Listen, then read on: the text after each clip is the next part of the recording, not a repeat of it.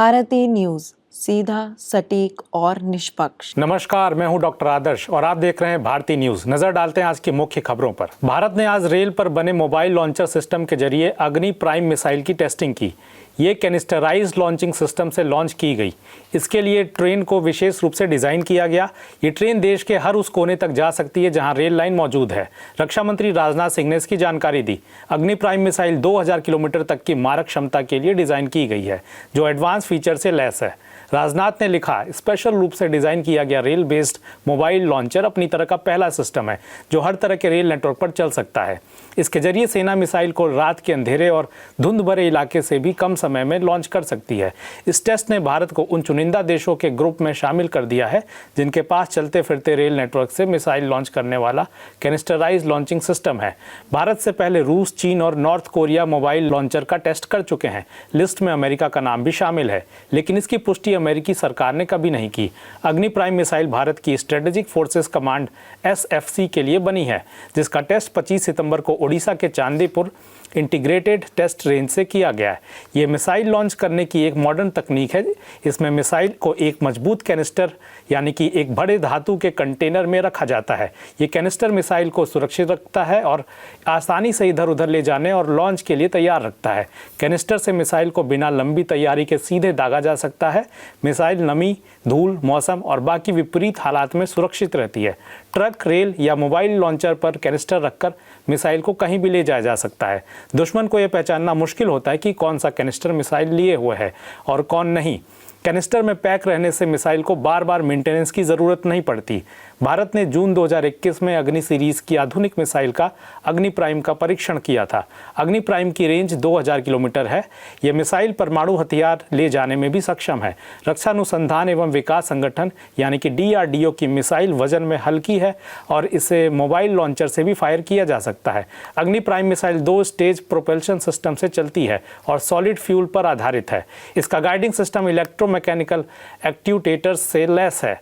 अग्नि प्राइम को 4000 kilometre range वाली अग्नि 4 और 5000 किलोमीटर रेंज वाली अग्नि 5 की टेक्नोलॉजी के साथ तैयार किया गया है। अब रुख करते हैं लद्दाख का। केंद्र सरकार ने हाल ही में लद्दाख में भड़की हिंसा के लिए सामाजिक कार्यकर्ता सोनम वांगचुक को जिम्मेदार ठहराया है। गृह मंत्रालय ने बुधवार देर रात जारी बयान में कहा कि वांगचुक ने अपने भड़काऊ बयानों और अपीलों के जरिए स्थानीय जनता को उकसाया है, जिससे स्थिति नियंत्रण से बाहर हो गई है। मंत्रालय ने आरोप लगाया कि उपवास पर बैठे वांगचुक ने हिंसा भड़कने के बीच उपवास तोड़ने का ऐलान किया और उसके बाद हालात संभालने की जगह एम्बुलेंस से अपने गांव लौट गए। बयान में यह भी कहा गया कि कई स्थानीय और राष्ट्रीय नेताओं ने वांगचुक से हड़ताल खत्म करने की अपील की थी, लेकिन उन्होंने इसे अनसुना कर आंदोलन जारी रखा। मंत्रालय ने आगे कहा कि वांगचुक ने अपनी बातों में अरब स्प्रिंग और नेपाल में हुए जेन जी विरोध प्रदर्शनों का हवाला देकर लोगों को गुमराह करने की कोशिश की। इससे आंदोलन का रुख और उग्र हो गया और स्थिति हिंसा में बदल गई। दरअसल लद्दाख को पूर्ण राज्य का दर्जा देने और स्थानीय जनजाति व सांस्कृतिक पहचान को सुरक्षित करने की मांग को लेकर सोनम वांगचुक ने 10 सितंबर से अनिश्चितकालीन भूख हड़ताल शुरू की थी। ये हड़ताल धीरे धीरे लोगों में समर्थन जुटाने लगी और खासकर युवा वर्ग इसमें सक्रिय रूप से शामिल होने लगा। बुधवार को छात्रों और स्थानीय संगठनों ने वांगचुक की पिछली मांगों को पूरा न किए जाने पर केंद्र सरकार के खिलाफ लेह में बंद का आह्वान किया। बंद के दौरान हालात अचानक बिगड़ गए। प्रदर्शनकारियों ने भाजपा कार्यालय और CRPF की एक गाड़ी को आग के हवाले कर दिया। स्थिति को काबू में करने पहुंची सुरक्षा बलों के साथ झड़प शुरू हो गई। इस झड़प में 4 लोगों की मौत हो गई, जबकि 80 से अधिक लोग घायल हुए। इनमें करीब 30 सुरक्षाकर्मी भी शामिल हैं। हिंसा फैलने के बाद प्रशासन ने लेह में कर्फ्यू लगाने का निर्णय लिया। पूरे इलाके में इंटरनेट सेवाएं बंद कर दी गई और भारी संख्या में सुरक्षा बलों की तैनाती की गई है। केंद्र सरकार ने कहा कि शांति व्यवस्था बहाल करना प्राथमिकता है और दोषियों पर कड़ी कार्रवाई की जाएगी। गृह मंत्रालय के अनुसार यह दुर्भाग्यपूर्ण है कि शांतिपूर्ण आंदोलन की आड़ में हिंसा को बढ़ावा मिला। मंत्रालय ने साफ किया कि लद्दाख की जनता की मांगों पर सरकार विचार करती रही है, लेकिन किसी भी रूप में हिंसा को बर्दाश्त नहीं किया जा सकता। इधर स्थानीय संगठनों का कहना है कि आंदोलन का उद्देश्य केवल क्षेत्र की आवाज़ उठाना था, लेकिन अचानक हुई हिंसा से उनकी छवि को नुकसान पहुंचा है। वहीं वांगचुक के समर्थकों का कहना है कि वो शांतिपूर्ण आंदोलन की पैरवी करते रहे हैं और हिंसा में उनकी कोई सीधी भूमिका नहीं है। फिलहाल लद्दाख की स्थिति तनावपूर्ण बनी हुई है। प्रशासन लोगों से शांति बनाए रखने की अपील कर रहा है। सरकार और आंदोलनकारी संगठनों के बीच बातचीत की संभावना पर भी चर्चा जारी है।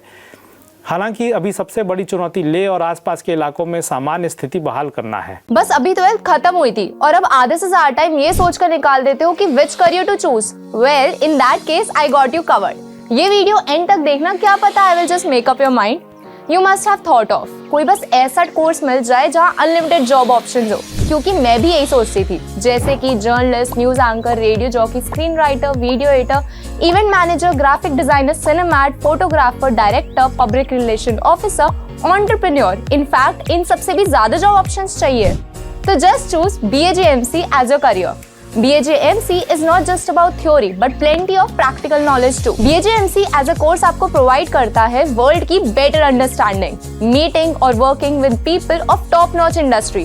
और सिर्फ यही नहीं, BAJMC as a course आपको help करता है to grow personally and professionally too. So what are you waiting for? Choose BAJMC क्योंकि इधर आपको मिलेंगी endless possibilities। अब चलते हैं राजधानी दिल्ली की ओर। दिल्ली में अपराधियों ने एक बार फिर कानून व्यवस्था को चुनौती दी है। राजधानी के भारत मंडपम के पास दिन दहाड़े 1 करोड़ रुपए की लूट का सनसनीखेज मामला सामने आया है। ये घटना कल दोपहर की है, जब शिवम कुमार यादव और उनके साथी राघव चांदनी चौक से स्कूटर पर भैरव मंदिर की ओर जा रहे थे। उनके पास 2 बैग थे जिनमें लगभग 500 ग्राम सोना और 35 किलोग्राम चांदी रखी हुई थी। ये कीमती धातु वे व्यापारिक काम से ले जा रहे थे। घटना के अनुसार जैसे ही दोनों युवक भैरव मंदिर पार्किंग एरिया के पास पहुंचे, तभी मोटरसाइकिल पर सवार 2 बदमाशों ने उन्हें रोक लिया। इससे पहले कि वे कुछ समझ पाते, बदमाशों ने उन पर बंदूक तान दी और एक बैग छीनकर मौके से फरार हो गए। बैग में सोने और चांदी के जेवर थे, जिनकी कुल कीमत लगभग 1 करोड़ रुपए बताई जा रही है। इस घटना ने वहां मौजूद लोगों में भय का माहौल पैदा कर दिया और स्थानीय सुरक्षा व्यवस्था पर भी सवाल खड़े कर दिए। सूचना मिलते ही तिलक मार्ग पुलिस थाने में की टीम तुरंत घटनास्थल पर पहुंची। पुलिस अधिकारियों ने बताया कि बदमाशों की पहचान करने और उनके भागने के रास्ते का पता लगाने के लिए आसपास लगे CCTV कैमरों की फुटेज खंगाली जा रही है। प्राथमिक जांच में ये भी देखा जा रहा है कि क्या बदमाश पहले से ही पीड़ितों की गतिविधियों पर नजर रखे हुए थे या उन्हें अंदरूनी सूचना मिली थी। पुलिस ने बताया कि अपराधियों की तलाश के लिए कई जगह छापेमारी की जा रही है। जांच एजेंसियां तकनीकी सर्विलांस और स्थानीय मुखबिरों की मदद से भी आरोपियों तक पहुंचने का प्रयास कर रही हैं। फिलहाल ये साफ नहीं हो पाया है कि इस वारदात के पीछे कौन सा गिरोह शामिल है, लेकिन पुलिस को शक है कि यह काम संगठित अपराधियों का हो सकता है, जिन्होंने पहले से योजना बनाकर इस वारदात को अंजाम दिया। इस घटना ने दिल्ली में सुरक्षा व्यवस्थाओं को लेकर गंभीर चिंता पैदा कर दी है। भारत मंडपम जैसे अत्यधिक संवेदनशील और सुरक्षित इलाके के पास दिन दहाड़े इतनी बड़ी लूट होना आम नागरिकों के लिए चिंता का विषय है। पुलिस सूत्रों का कहना है कि अपराधियों ने बेहद तेज और योजनाबद्ध तरीके से वारदात को अंजाम दिया, जिससे ये संकेत मिलता है कि उन्हें इलाके और पीड़ितों की गतिविधियों की अच्छी जानकारी थी। पीड़ितों से पूछताछ की जा रही है ताकि घटनाक्रम से जुड़े और सुराग मिल सकें। साथ ही पुलिस आसपास के लोगों से भी जानकारी जुटा रही है। अधिकारियों का कहना है कि जल्द ही अपराधियों को पकड़ लिया जाएगा और लूटा गया सामान बरामद करने का प्रयास किया जाएगा। कुल मिलाकर यह घटना न केवल दिल्ली पुलिस के लिए एक बड़ी चुनौती है, बल्कि शहर की सुरक्षा प्रणाली पर भी सवाल खड़े करती है। दिन दहाड़े करोड़ों की लूट होना इस बात का संकेत है कि अपराधी अब खुलेआम और निडर होकर वारदात को अंजाम दे रहे हैं। इस मामले के जल्द खुलासे से पुलिस की साख दांव पर लगी हुई है। आज के बुलेटिन समाप्त हुए। देश दुनिया की बाकी खबरों के लिए देखते रहिए भारती न्यूज़ और हमारे चैनल को लाइक, शेयर और सब्सक्राइब करना ना भूलें। धन्यवाद।